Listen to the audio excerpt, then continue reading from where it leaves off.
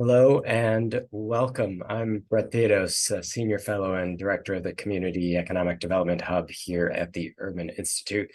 Thrilled today to have you join us for a mashup of two of my favorite topics, economic development and small business policy programs supports. You'd think that those two get discussed together all the time. Unfortunately, that's not the case. But we have seen the last few years a dramatically different approach to regional development. In some ways, a more historical approach, more industrial policy than just tax credits, though there are tax credits and certainly still very much public-private partnership in this space. Been a transformational investments in regional development through bipartisan infrastructure law, Inflation Reduction Act, CHIPS Act, and others.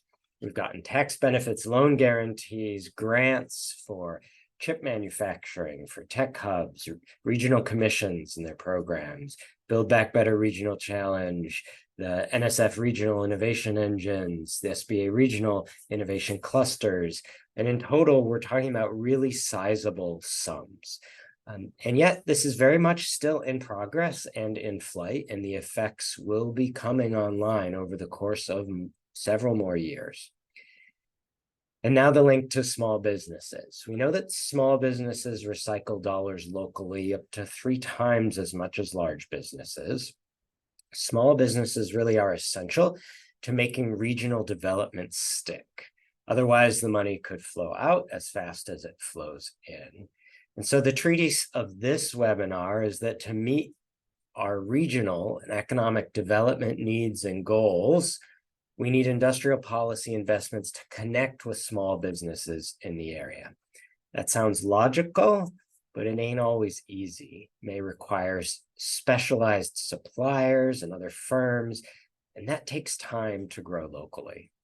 But this is coming at a good time in many ways. Small businesses have weathered the pandemic and inflation surprisingly well. We've had transformational investments in the small business sector, including through the State Small Business Credit Initiative, or SSBCI, and others. So to help bring this to life, we're going to zoom in to look at the potential for industrial policy and small business policy program supports in a case study in Western Central New York along the I-90 corridor, specifically the MSAs of Buffalo and Rochester and Syracuse. This is a region in collection that has experienced challenges over the past decades, but also incredible history and future for success if we can get the right alignment between investments and incentives. And so with that, I'm going to pass it over to Marco at the JP Morgan Chase Foundation that sponsored our small business research that I'll discuss in a little bit. He'll do a welcome. It'll come back to me for a brief framing presentation of some of our findings, and then we'll go to our expert local panel. So Marco, passing it over to you. Thank you. Good morning, everyone. My name is Marco Villegas. I'm Vice President of Corporate Philanthropy at JP Morgan Chase. Today, we have an excellent lineup of panelists who will engage in a critical discussion on aligning regional growth strategies with the needs of small business.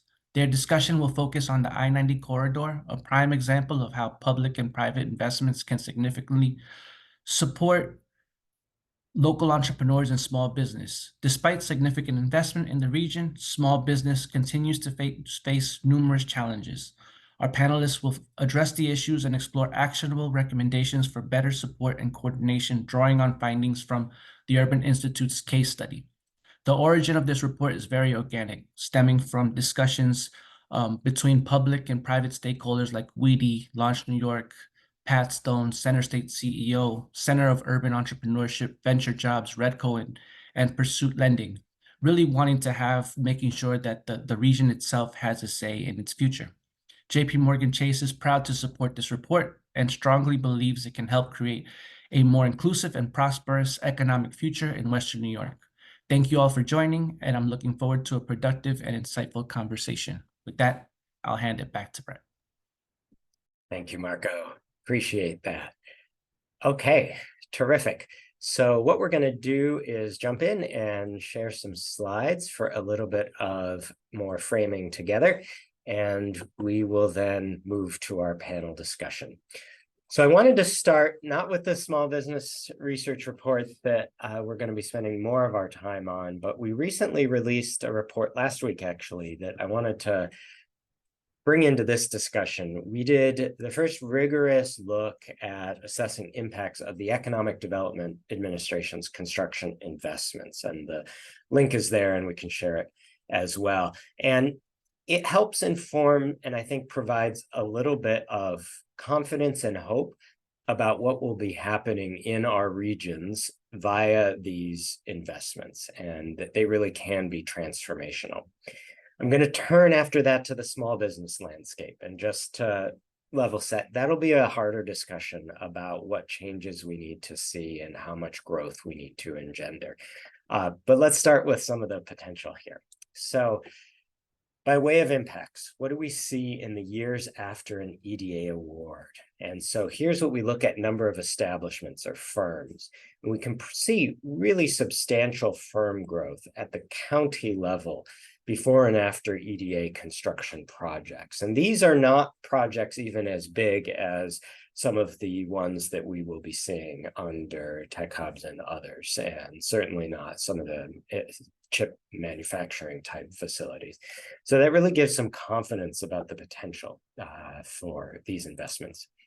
And we also see that that can manifest itself in employment. So this is change in number of jobs in a county.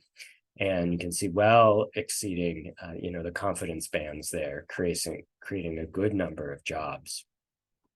And we see the same thing. Not everybody lives in the county where they work, so we tested this for those people who are residents as well, also seeing pretty strong benefits. And some of this is evident at the neighborhood level, though the differences are that many fewer people work in the neighborhood there they live, so we don't see the effect for residents in that way, but we do for jobs located in the census tract.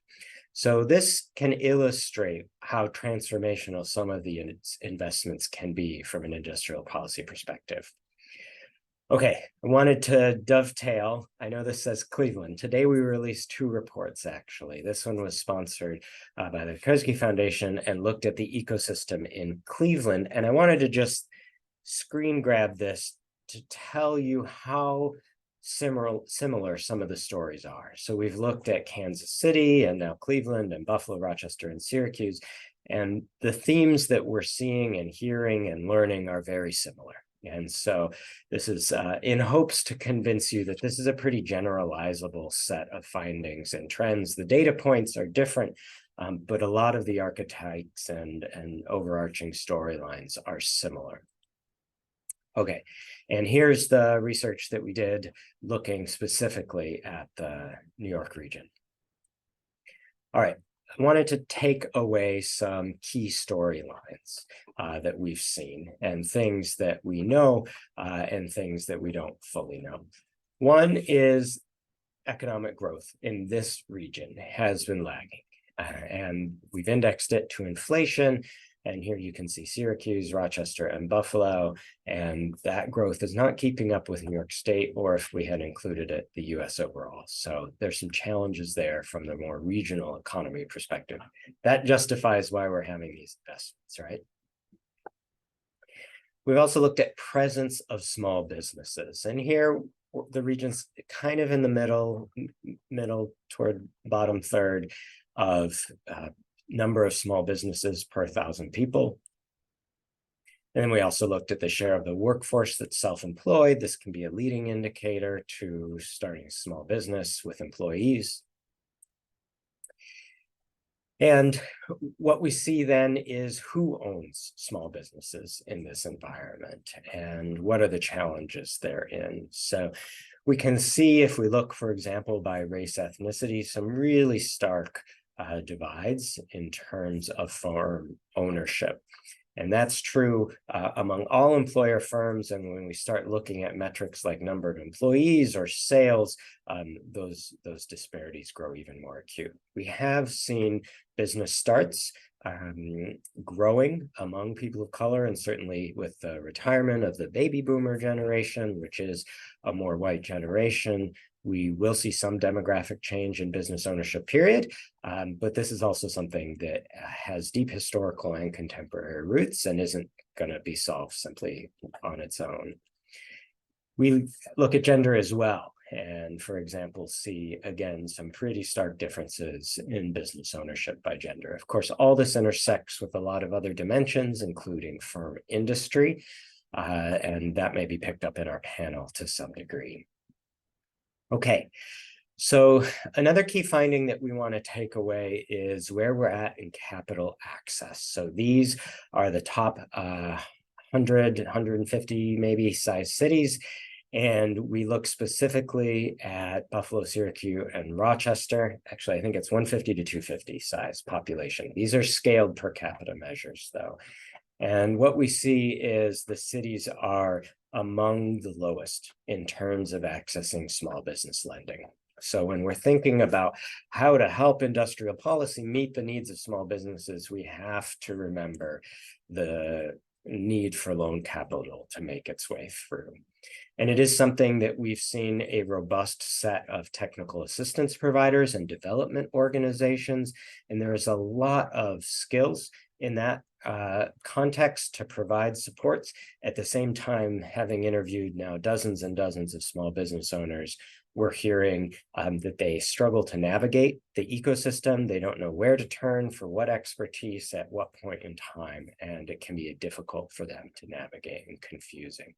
So there's a lot of alignment issues needed there, a lot of coordination, a lot of resourcing that's needed to really drive the specialized marketing and finance and accounting and tax expertise that businesses are looking for. Okay, so that's the frame. We've got regional opportunity with respect to economic growth. We have some evidence that sizable investments in regional development can make a difference. At the same time, we know that we have challenges in many regions across our country, and we know that the small business landscape is fragmented, that small business ownership is hard, and it's hard to grow, and capital provision is hard for a lot of institutions. And so we're going to hear about solutions, and we're going to ground the intersection of industrial policy with our small business policy and supports. And so I'm going to bring on Simeon, who's the CEO of the Rochester Area Community Foundation. He's going to be moderating our panel, and I am very much looking forward to it. Thanks, everyone. Brett, thank you so much, and so grateful to you all for the work that you've done to help describe some of the happenings in our region.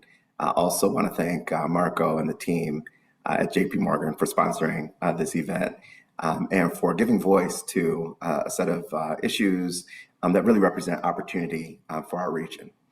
I'm also grateful to be joined by two awesome panelists. First, I'd like to introduce Marnie Levine. Marnie has been described as a relentless force for entrepreneurs in upstate New York. She's the president and CEO of Launch New York, which is a nonprofit venture development organization that provides pro bono mentoring and access to risk capital for high growth startups. Marnie, thank you so much for being on. My pleasure to join you, Simeon. And I'd also like to welcome Dominic Robinson to join us. Dominic is the Senior Vice President of Inclusive Growth at Center State CEO. I really enjoy his description where not only is he committed to prosperity and economic opportunity within community, but he is a practitioner in the art of bringing together disparate partners and forming unholy alliances for the greater good, which I couldn't say any better myself. And he's certainly a passionate advocate for upstate New York. Dominic, thank you for being on. Great to be here. Thank you. So we're going to ask a few questions, talk a little bit about and have a discussion about small business, about kind of the industrial policy and really bringing these two together.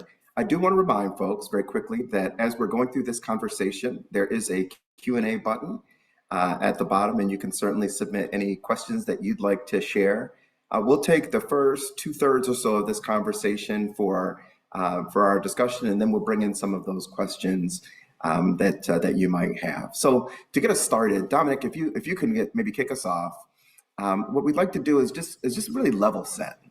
What are some of the recent industrial policy investments that that we've seen, of course, the CHIPS Act, the tech hubs, there's a lot going on. Just give us a sense of a frame of reference for all the investments that are underway. Yeah, well, thank you, Simeon, and great to be here. I would say that it's important to acknowledge that, the stats that we saw from Brett relative to economic growth, job growth, capital gain, capital access, lending, investment, all those things have been weak for quite some time in upstate New York. And I think that what we largely have seen is an environment where you had cities like Buffalo, Rochester, Syracuse, and others that at one time were epicenters of commerce in and of themselves, that had enough economic activity to kind of exist within their silos. And I think what we have seen is that as our cities have lost population, seen economic decline, we have also lost our ability to compete on a national and global scale, both in marketplaces and in federal programs. So when you think about the fact that we today are experiencing massive amounts of growth, or on the precipice of growth that has been fueled by federal investments, I think it's important to acknowledge that to get here, we had to really come up with a different strategy and a different approach. And that had a lot to do with New York State, first and foremost, putting in massive investments. So if you think about the Buffalo Billion, if you think about the Upstate Revitalization Initiative, the URI, which was a New York State program under Cuomo, and in general, the CFA process through Empire State Development, all of those, kind of investments and opportunities for our communities gave us the ability to kind of get a leg up. But I would also say that, people like JP Morgan Chase and the team there with Marco have been encouraging our three communities to better collaborate in pursuit of larger opportunities, whether it's federally or philanthropically. So, based upon some of that groundwork, I think we've been able to better position ourselves in the region for, we talk about the CHIPS and Science Act and our ability to bring in a variety of regional partners to attract Micron, which is one of the world's leading memory chip manufacturers. And they're poised to bring $100 billion investment over the next 20 years into the Syracuse area. But, we know that will have profound impacts on the entire economy, well beyond Syracuse. And so, we had to align with our regional partners as we started to engage Micron. But, it was the CHIPS and Science Act that brought that together. And then we had, the Build Back Better Regional Challenge that was one in Western New York. We've all seen benefits from the infrastructure bill. We've seen benefits from the Inflation Reduction Act. And of course, now our three communities have bound together to apply for and win a Tech Hubs Award from the federal government, $40 million. And so when you look across this, kind of spectrum of investment, we suddenly have an influx of capital and opportunity to grow. And to, when we think about those slides that Brett showed around the changes in counties before and after EDA projects, staggering. And, I think we are on the precipice of a lot of that growth. And so I think, the question that we're asking today is the right one, which is how do we harness that growth so that it is optimized for our local communities and especially historically underrepresented folks. So, Dominic, thank you so much. I mean, that's such an interesting framing for us, where we have a region that had been among the most robust economically in our country's history, that certainly took on its share of challenges, in some ways a bit of an economic nosedive, but that we are kind of starting to turn the corner and standing on the precipice of opportunity.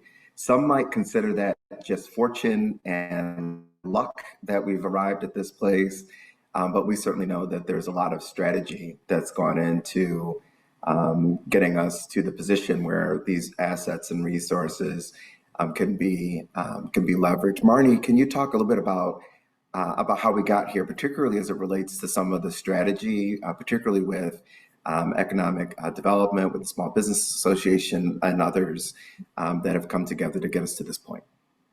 Absolutely. I think we've moved from legacy structures. We've all heard of the Small Business Administration, so that's been around for a long time, familiar with small business development centers.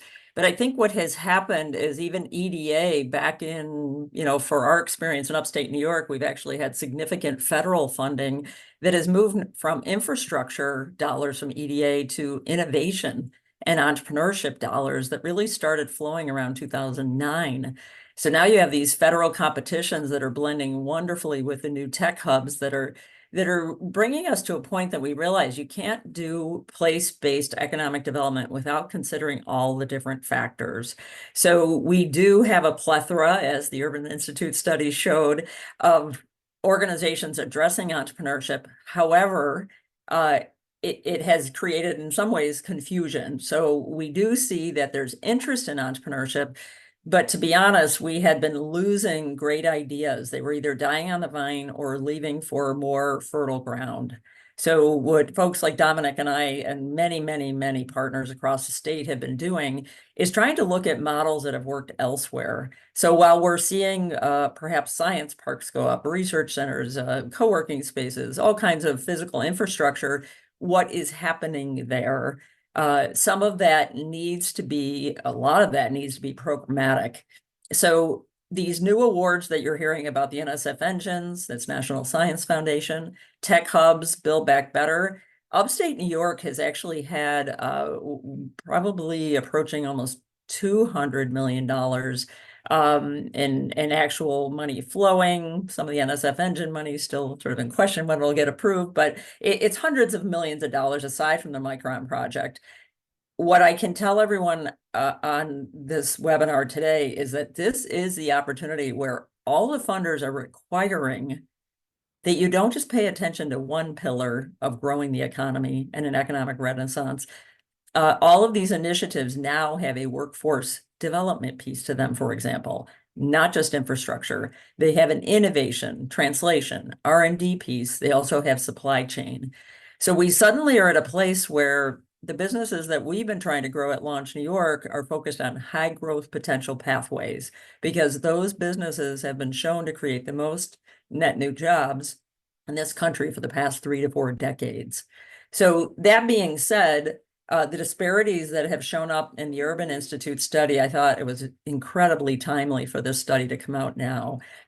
We actually are looking in the pack, in the middle of the pack, a little on the low end, but in the middle of the pack when it comes to small business prevalence, if you will.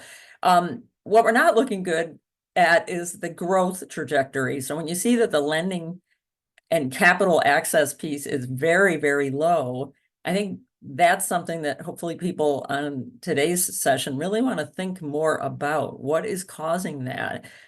And I can tell you for Launch New York, we've been really pleased to be supported by JP Chase wanting us to understand this better. So I can tell you there are a lot of structures that didn't come into place until more recently. So now, for example, community development financial institutions funding businesses in upstate New York, not so much a thing until probably 2017. We have Pat Stone in Rochester, who's certainly been doing quite a bit of loan activity, but in general, we did not have that. So we actually created a CDFI consortium because we realized there was not coordination.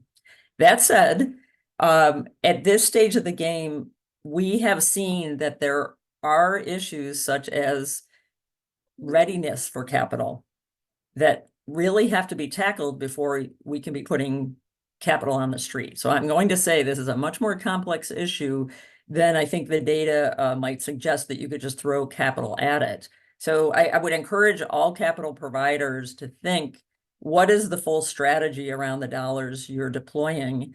Because at this point, we've documented through what we call our Founders Go Big program, supported by JP Chase, what's called our lessons learned white paper. And we see a lot of cultural factors, not just coordination and which door do I go to, but there's really much more to this. So I'm pleased people want to chime in and pitch in. We just have to figure out really how to deploy these dollars more successfully to build on what has been legacy and now evolve to more new business development strategies. Marty, I really appreciate the opportunity to go a little bit deeper. The idea that it's not just a question of providing dollars vis-a-vis through, whether it's CDFIs or other vehicles, but that there are some deeper cultural questions that we need to wrestle with. I guess one question I would have, and perhaps folks might be wondering, is with this huge influx of, dollars for industrial policy related to semiconductors and microchips and all the great things that are coming down the pike. How does that even connect with the small business ecosystem? Are there real connections there, or what needs to be done to start to establish those connections? What are our strengths, our weaknesses, our opportunities, our threats in that space? So I'm excited to have Dominic comment too. Both Dominic and I travel in a world where there's the small business, what we call Main Street business, and then there's the high growth potential. But all high growth potential startups start as small businesses. There's usually 1 to 3 people involved, no revenue. So they do travel very different paths. And I think our community is still learning what's the difference. They're all good. They're all important. And I really encourage people to read the Urban Institute report because it talks about the different types of small businesses. So I think any funders who want to support efforts in this arena have to think about which of these pathways do you want to support? The one that's creating that difference in the neighborhood, not just because of retail, but also what about the ones that are hiring people in those neighborhoods? So just to remind everybody, a community development financial institution is defined as a financing institution, either debt or equity, providing that financing in low-income census tracts. And it has to be over 60% of your investments and your investment capital. So you really are focused on an economic renaissance we see. But I would say that we have to really help, the community understand the difference in these entities. And it's hard. So to bring people who are not technical in background and suggest that they're going to jump into the semiconductor industry or jump into the green economy, they kind of say, what are you talking about? Well, the reality is these initiatives do have supply chain associated with them. So you think about every service from going and getting the latte on my way to work or while I'm working in my home office, all the way to the logistics services, as well as component parts. So right now, today, for example, Launch New York is involved in helping to deliver one of the Build Back Better Challenge Awards for manufacturing. And we do that with medium to small manufacturers in Western New York who are looking to innovate. And when they're looking to innovate, we're realizing, because we're helping them with capital, they just first need to ask the question, what new products could I create? I have this great machinery, I've got great talent, I have know-how, but I'm not sure really how to get into these industries.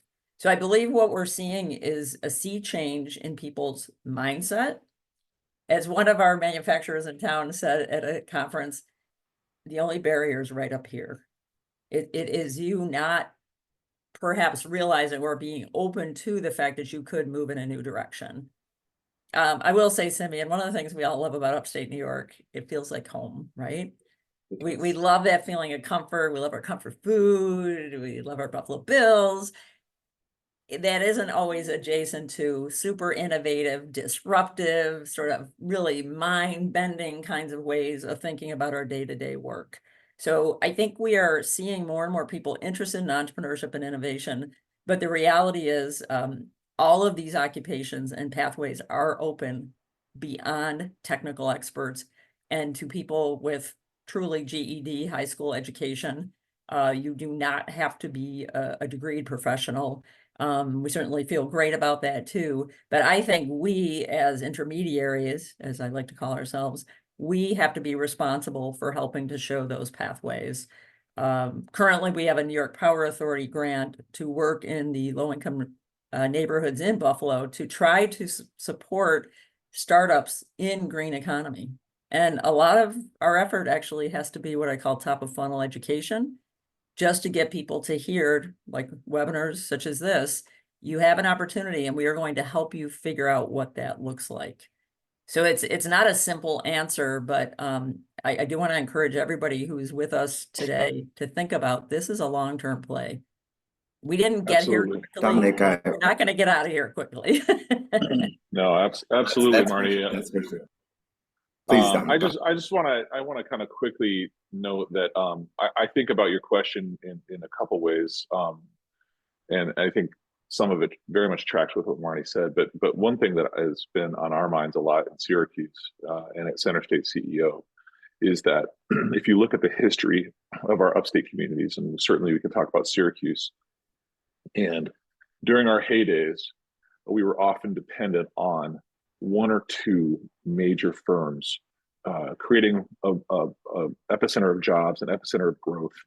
And in Syracuse, when a carrier corporation leaves and takes their operations down south internationally, when a new process gear, auto parts manufacturer shuts down, so too did our economy. Really, our economy dramatically changed over the course of just a couple decades in ways that were very difficult. And so when we think about, well, what does it look like to, in our case, have a Micron coming to Syracuse, driving all this growth, which we're so excited about, and we're so happy to have them as partners in the renaissance of our communities. But a question arises, which is, how do we build resiliency in our economy within our region? And the reality is that resiliency comes through churn, right? You need businesses growing and starting faster than they are closing, and at a greater rate than they're closing, right? We need that positive churn to be at the heart of our economic growth. And so while Micron can bring those investments to the table, the question is, how do we, the investments in the growth table, how do we harness that so that we can then spur additional growth that is complementary? And should there be a situation someday where Micron has to pull back in their investment, or where they're on a downturn and there's layoffs, how might there be a resilient network of companies that call Central New York or Western New York home, so that they can absorb some of those ups and downs? And so I think that is at the heart of a lot of our macro level small business development strategies.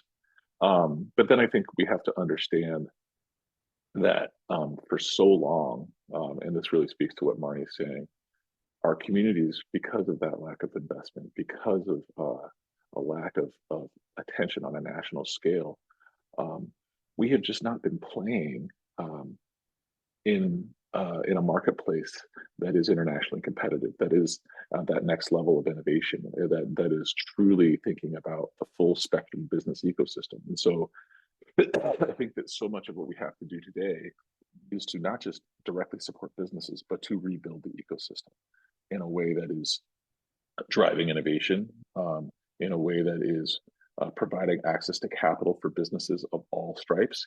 If you really think about what does it take to spur growth at this level, we're going to need our banking partners, many of whom have headquarters outside of upstate New York, to start paying attention and making more capital available to upstate New York. We got to think about our CDFIs. In Syracuse, we really have 3 CDFIs, only one of which does small business lending, and typically loans nowhere above 50K. We've started doing investment and lending at Center State CEO in a somewhat ad hoc approach, but because we have to, otherwise a lot of the businesses we're serving would not have access to capital. How do we take that challenge and systematize solutions? It has to be something that is thought of as at an ecosystem level versus just in a programmatic level. How do we create more capital? How do we make it more accessible? And then finally, I think we have to acknowledge the fact that if we are going to use this moment of growth as an opportunity to close wealth gaps that have historically emerged along racial and along geographic lines, if you think about rural parts of our regions, if you think about inner city parts of our regions, if you think about people of color and women, we are talking about business owners who either, as Marnie said, ideas are lost, right? They're dying on the vine. We have a lot of brilliance in those geographies, in those communities, but we do not have a historical momentum that's going to allow those individuals to take that brilliance, take that idea, take that good small business and turn it into a medium-sized business. So how do we foster, growth? And I think that when I think about everything Marnie said about the myriad of business opportunities that are going to come out of all these investments, from the actual, component manufacturing that it can be, brought directly to the supply chain, but also all the ripple effects. How do we position our small business community to absorb that, as opposed to seeing, publicly traded, corporately owned businesses from out of town coming in and filling those voids, where that dollar will not be recycled at the same level? How do we optimize this opportunity for as many local people as possible, especially people from underrepresented communities? And I think what it comes down to is that it takes a heck of a lot of focus and intentionality, and it's going to take direct investment beyond what we're already seeing, right? I'll give you just a quick, example. We launched our first tech accelerator program here at Center State CEO this past year, focused on BIPOC founders in tech and tech adjacent fields. Did in partnership with our mayor's office as part of the Syracuse Surge initiative that he's been running. And for us, we knew that there were people in upstate New York with a ton of amazing ideas, a ton of capability, but we're not given opportunities. And those ideas were squandering. We welcomed 5 teams that are brilliant, amazing. Many of them have incredible growth potential, all firms owned by people of color. And a majority of them said, a program like this has never been available to us before. We've never had a dedicated opportunity just to, work on our business and nothing else. But we've been paying them. We pay them a monthly stipend. We give them direct investments in their businesses that they don't have to pay back. And we also have partnered with the city and other partners to make capital available, be outside of traditional financial institutions, so that they can access those things. For a group of people that do not have the benefit of the transfer of generational wealth, economic stability in their families, they cannot make businesses, especially those that have a long gestation period, they could not make that work without financial support. So the reality is, it's not just CDFIs. We have to find ways to bring capital to the market that can literally kind of fill the gaps that have been created by historic injustices. And so that has to be part of our task. But it's not going to be cheap, and it's not going to be easy. But the alternative to see racial disparities and economic disparities along geographic lines continue to be driven by all this investment, which is possible, that is way more expensive in the long run. Dominic, I think you're absolutely right. And one question that I think is an interesting one for folks to wrestle with is that there's certainly not homogeneity in the group that you're describing, and that there are folks that are operating at all kinds of different levels. Some folks that have been able to create businesses that are thriving enterprises, others that are really struggling. As you're designing programs, as you're thinking about from your vantage, how are you capturing the complexity of some of the communities that have been marked by historic discrimination?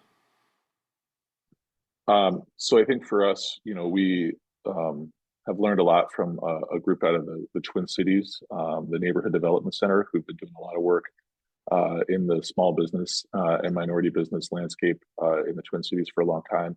And they talk about four pillars.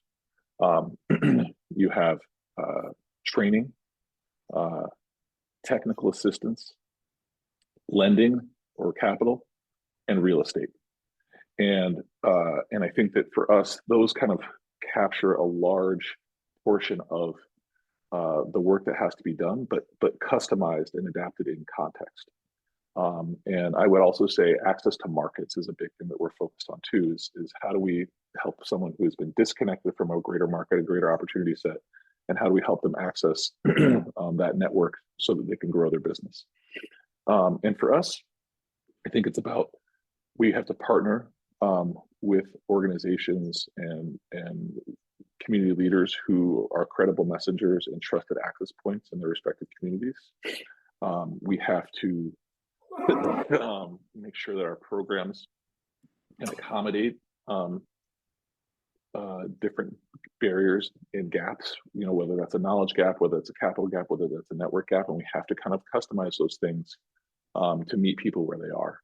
And so I think the reality is that there is no one answer, there's no cookie cutter, but it's about having an understanding what are the core elements that have to be there, and then how do we approach on an individual level, a business owner, but being prepared to deliver the, whether it's, again, training. So can we do that in an asynchronous format? Can we do it in multiple languages? Can we do it in ways that where if you have an entrepreneur that is working a job or that has other barriers, can we create an opportunity for them to get that ability, that knowledge in ways that work for them?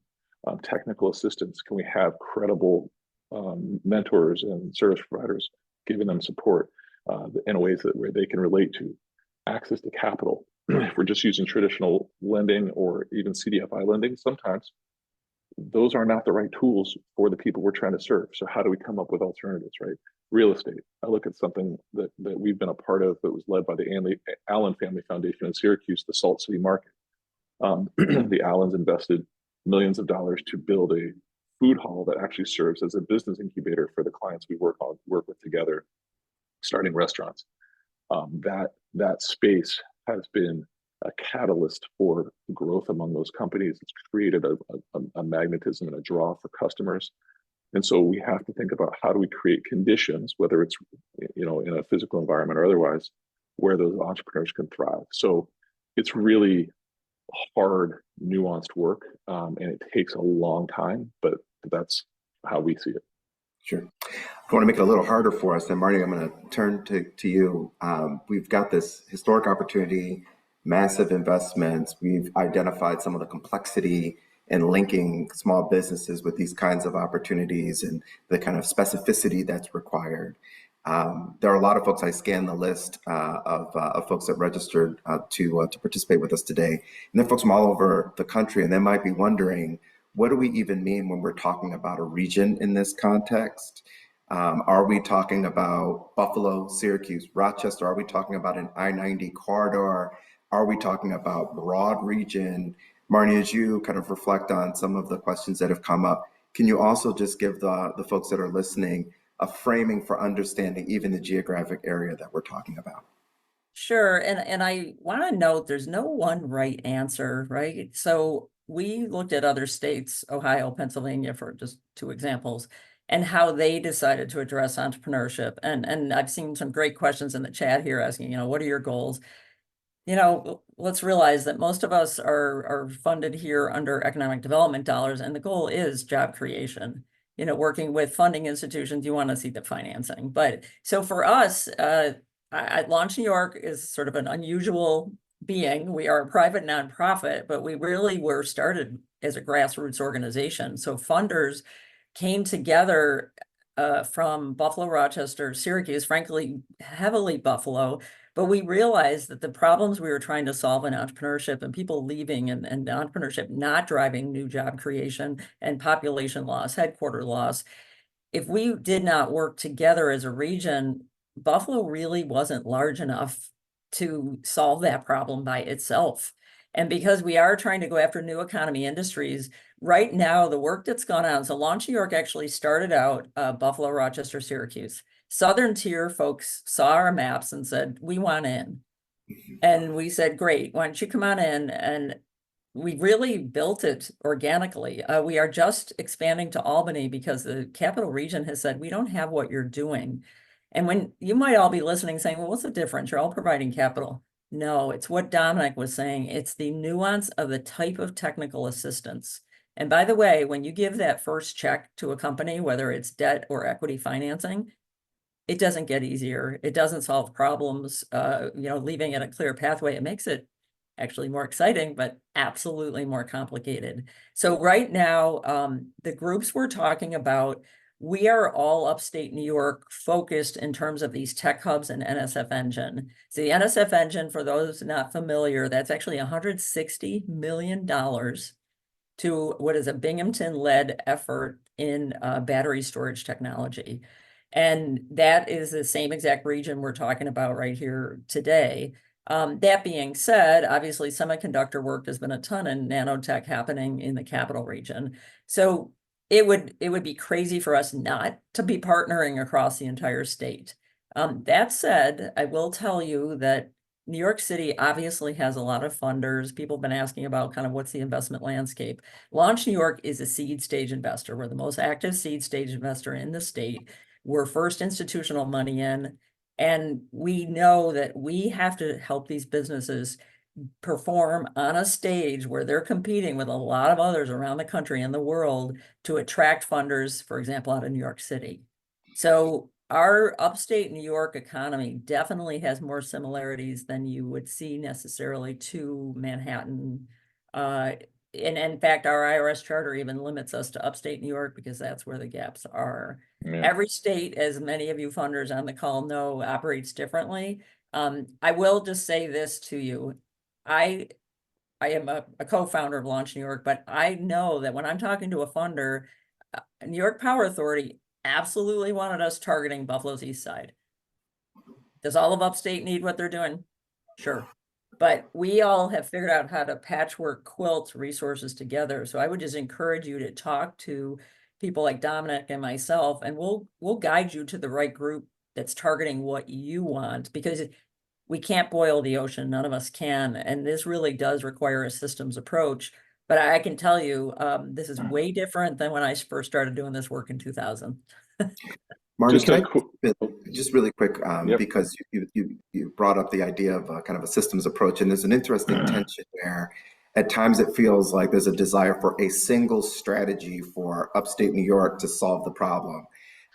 Is that way we're thinking? Is it really a patchwork quilt that's necessary?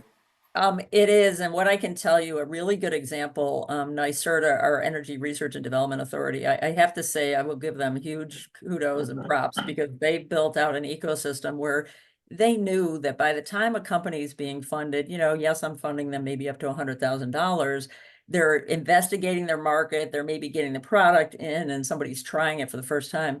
Well, by the time you move downstream, you need people who have an active Rolodex, if I can still use that phrase, that connects to the entire globe. It's a very different kind of skill set than we have walking around the streets of upstate New York, particularly in rural and other communities. Sure. Dominic, I want to let you in here. Oh, I just wanted to quickly say on the regional piece, I have to admit, I'm not from Syracuse originally, but when I moved here, 20 years ago now, I thought of everything as upstate New York. And then all of a sudden came to learn that there's this, kind of intentional bifurcation of Western New York, Finger Lakes, Central, Mohawk Valley, and et cetera. And I don't know, I think about, our identity on a national scale, and I take a lot of pride in being from upstate New York. And I think that in a lot of ways, we think about what does it mean to compete nationally and globally, embracing an identity that is already known and embracing our commonalities is going to help us compete. But I think there's some real practicality to it too, because at the end of the day, we compete in a marketplace that is much more fluid, much more dynamic than it was when our economies first were thriving.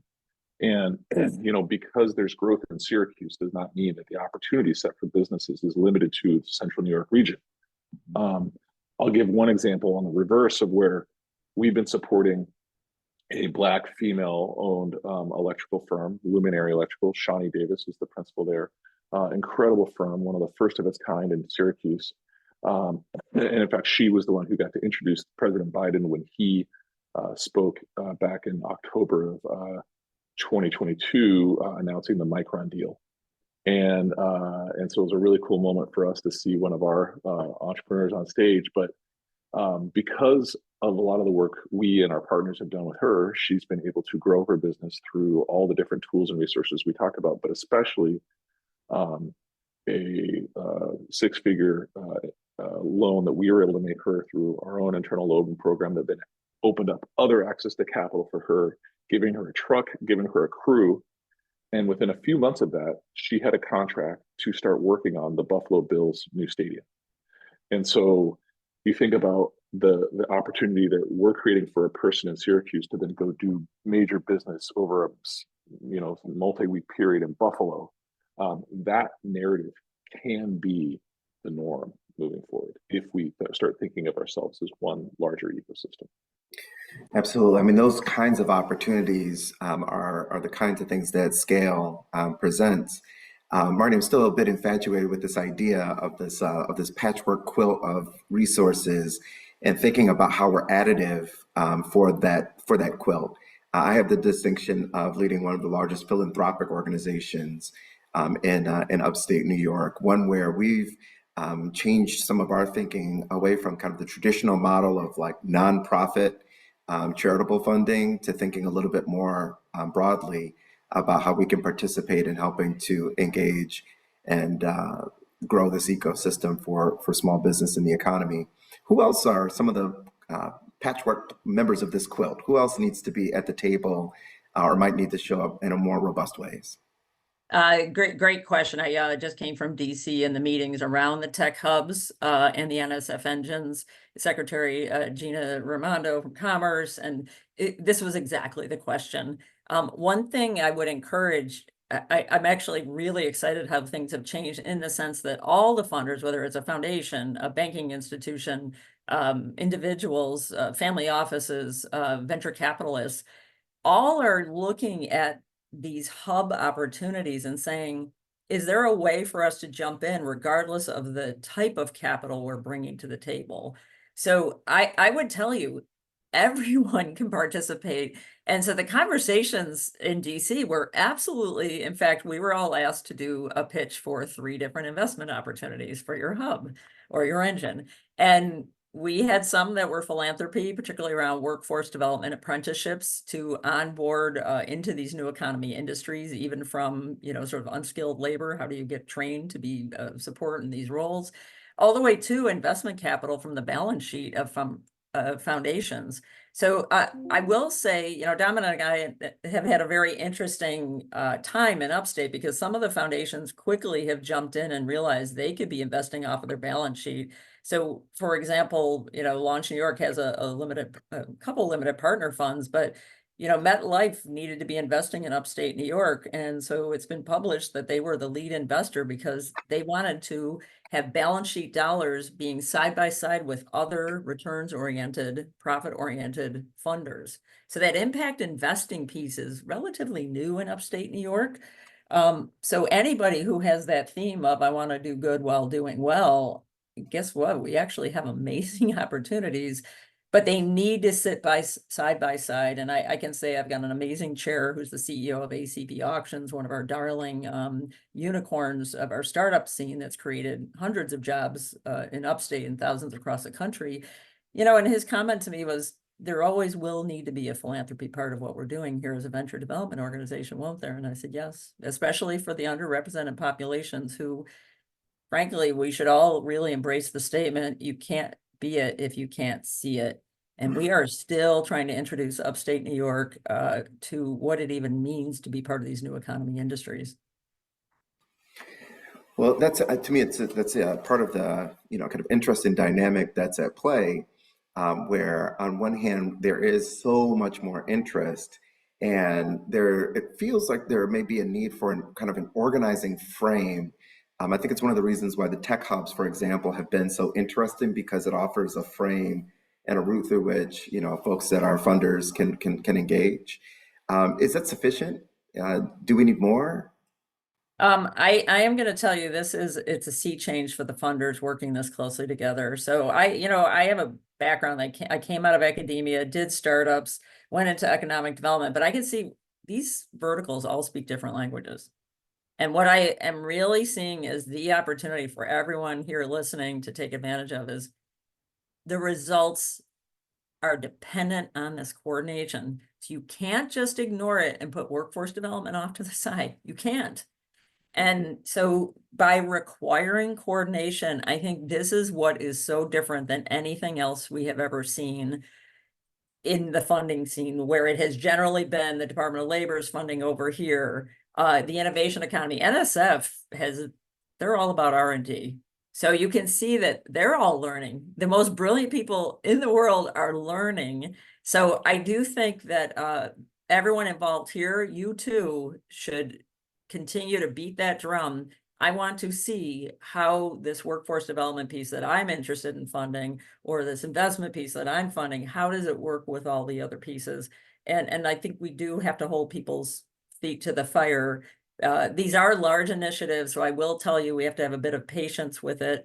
But I've never really seen the type of assembly in DC that I saw this past week. Thank you so much, Marnie. I want to just a couple of the audience questions. We'll do a quick lightning round here. One of the questions I thought was a really interesting one, and maybe an unfair for a lightning round, is the way in which we assess the efficacy of business support organizations. How do we know that we're actually delivering what entrepreneurs need? How do we know that we're actually growing this ecosystem? What tools might we think about? I think we need to calculate earned revenue. We need to calculate jobs created. We need to calculate capital investment, and we need to think about where those things are happening and for whom as a double click. I'm sure there's others, but I think that at the end of the day, we cannot mistake activity for achievement, right? Just because we're helping people access a DBA doesn't mean we're doing anybody any good. I think that we also, though, have to understand that, especially among more complex, higher tech, higher growth businesses, the journey is longer, and we pour a lot into people on the front end, and it doesn't pay off for a while sometimes, and that's okay. But we have to be able to hold ourselves accountable to real metrics no matter what. So I'm in full agreement. I will add, though, that part of my goal in Founders Go Big is I want people to realize they can build a big business. Our legacy has been leading people into debt financing and to build a small business. And that's okay in some respects, but if your idea could impact lives around the globe, why wouldn't we help you get there? So we do consider it a success still if someone comes into our Founders Go Big program and ultimately decides, you know what, I don't want to take venture capital. I really do want to go back to just a small business growth rate. And we consider that a success, but I feel like our community has to open their minds. And so that's a hard metric to track, but I do think funders who are willing to ride that longer pathway with us, because it does take time. There aren't role models, there isn't necessarily a pathway that they've seen before, but I want them to try it. And so I think we have to consider some of those softer process-oriented results as really important if we're going to systemically affect our ability to be inclusively economically prosperous in our region. Marnie, Dominic, thank you both for this hour that flew by, as these often do. Some really insightful perspective and telling the story, offering the narrative of what's transpiring across our region. There was a report by the Economic Innovation Group, an article in the New York Times about this, about the remarkable comeback that communities that have been, quote, left behind have been enjoying over the last few years. And I certainly think that upstate New York is in the midst of it. I lead the Community Foundation here in Rochester, and I can certainly point to examples where the work that Marnie and Dominic and the folks in our community are growing and rebuilding a prosperous region. If you're on this call, you have an interest, and we want to welcome you to participate in the growth here in this region. We also want to encourage you to check out the survey. You'll see the link in the chat. So please take a moment to fill out the survey so that we can get feedback about this programming and about other opportunities to continue our growth. And we encourage you to reach out to the folks that have participated so that you can learn a little bit more as we conclude. Thank you so much for being a part of this discussion and conversation, and we certainly look forward to the next one. Thank you.